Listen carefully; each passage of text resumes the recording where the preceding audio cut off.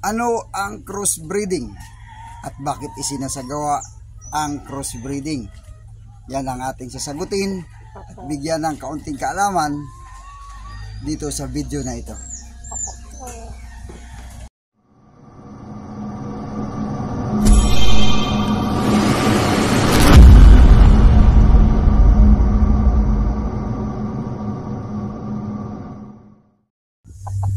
Madalas natin naririnig ang salitang crossbreed. Ngunit ano ba talaga ito? Paano mag-crossbreed at bakit sinasagawa?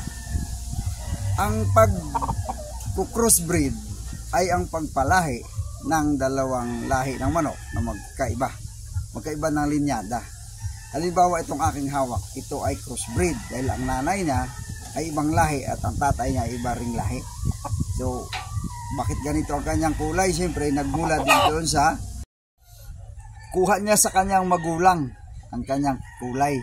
Magkaiba, ang kulay ng kanyang inahin ay gold at ang kanyang tatay ay talisayin. Kaya kung inyong makita, medyo madilaw na pagkatalisayin ang kanyang kulay. Isa yan sa mga dahilan ng pagko-crossbreeding. Ang magkaroon ka ng kulay na gusto mo. So may mga kakaibang kulay kung minsan na gusto mong mapalabas, yan ay nagagawa sa pagpalahi ng dalawang magkaibang kulay. Halimbawa naman ang hiraw, yung talisayin na maitim. So pag-cross din yun ng talisayin at saka ng mga maiitim na mga manok.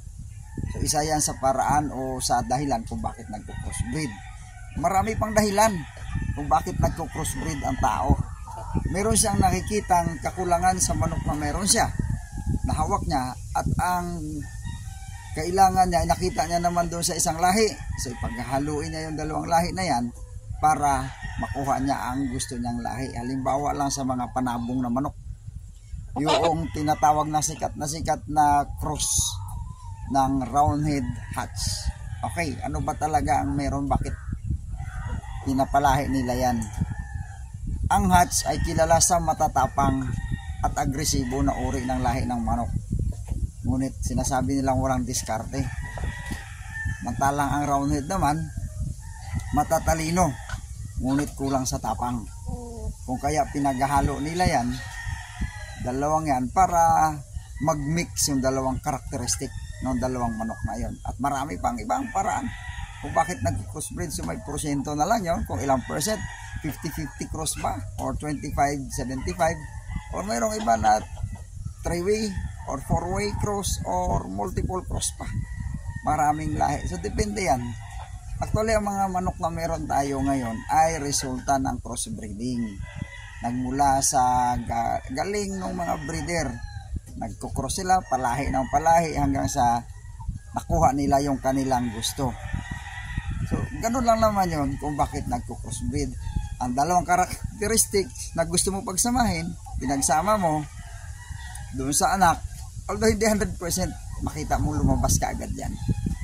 So ganun ang mangyayari at maraming trial and error kung ilang percent ng ganitong lahi ihalo mo doon sa isa hanggang sa mapalabas mo. Gusto mong mapatangkad ang iyong manok, mag-cross ka ng matangkad na lahi kung mabababa ang iyong manok. Gusto mo ang hugis ng katawan na mabibilog, mag-cross ka nung mabibilog na lahi ng mga manok. Kasi may mga manok na malalaki ang pitso, ampaw, pag hinawakan mo walang laman. Gusto mong tumigas o maganda hawakan, mag-cross ka nung lahi ng manok na ay pag hinawakan mo buong buo, halimbawa na doon ang asin. Number 1 talaga, pag gusto mong maganda ang hipo, pag hinawakan mo yun na yun, number 1 na nire-recommenda ko ay asin. Napakaganda ng hawak mo doon. Kung anong hawak mo, yun na yun. So kung ganun ang hinahanap mo, pero kung anong hinahanap mo at wala doon sa iyong manok, magpalahi ka, mag-cross ka at lalabas yan. Yun lang naman ang pagko-crossbreed. Ngunit napaka-mitikuloso ang pag-cross. Kailangan piliin mo talaga kung anong lahi ang dalawa mong pagsasamahin. Depende kung ano ang iyong gusto. Doon sa akin, hindi naman mga panabong. Ang gusto ko malalaki na, magaganda pa ang hipo na mga manok, at meron akong gustong itsura katulad nito. Hindi naman ito asil. Ang asil ay hindi naman mga ganito. Pero gusto kong lagyan ng asil ang mga ganito kasi para buong buo. Pag hinawakan mo ito, medyo ampaw. Tulad ng asil, talagang sulit na sulit pag hinahawakan mo. So may mga asil naman ako dito na malamang ipaghahalo ko sa mga manok na ito. So experiment, matagal na proseso bago mo makuha ang iyong gusto. Ngunit yan talaga, kapag mayroong ang pinapangarap, gawin mo. At wala namang purong manok na makukuha mo yung iyong gusto. Yun ay sa pamamagitan ng pagko-crossbreeding. So ang crossbreeding ay pagpalahi ng dalawang magkaibang lahi ng manok. Iba ang lalaki, iba ang babae. Pag pinagsama mo, ang anak nila, crosses ang tawag, or crossbreed.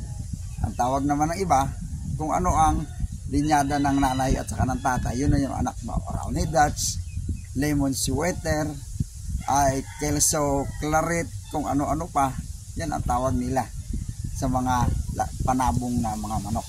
Itong akin, hindi ito mga panabong, mga pangkaldero ito, pangkawali, pangkatay. Hindi naman ako nagsasabong. Naririnig ko lang yung mga terminolohiya na yan sa mga kapitbahay ko. Ayan, naririnig ninyo yung tilaok. Napakaraming mga manok. At one time, i-content natin yan, yung kanilang mga alaga na yan. Maraming salamat sa panonood ng aking video na ito tungkol sa crossbreed. Sana may natutunan kayo. At sa sunod, ating pagbigyan ng diin ang iba-ibang terminolohiya tungkol sa crossbreeding. 2-way cross, 3-way cross, multiple cross, or ano pang uri ng crosses tungkol sa crossbreeding.